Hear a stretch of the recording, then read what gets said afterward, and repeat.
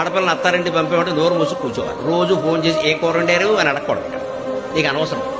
ఏదో వండుతారు, కారప్పుడు వేసుకుంటుంది, నీకెందుకమ్మా? పైగా ఏదైనా కూర వండారు కానీ రోజు అదే కూర, నిన్ను ఎలా పెంచావు ఇక్కడ? 3 రోజులు వచ్చేస్తుందమ్మా. నువ్వేం చేస్తావు ఇక్కడ? పెళ్లి చేసి అత్తారింటికి పంపించామంటే వారానికి ఒకసారి ఫోన్ చేయాలి. అది కూడా వాళ్ళే చేయాలి, మనం కాదు. మనం చేసిన యోగక్షేమాలు అంతే. అత్తగారు బాగా చూస్తుందా, మీ ఆయన సంపాదిస్తున్నాడా, ప్యాకేజీ లీకేజీ మనకి అనవసరమైన వ్యవహారం. ఒకవేళ అమ్మాయి ఏమైనా చెప్పినా సర్దుకోవాలమ్మా. కాకపోతే తండ్రి మీద చూసాడు, మీ నాన్నతో నేను సర్దుకోవట్లని చెప్పాడు. గొడవ ఈడెవడో పడతాడు ఇక్కడ.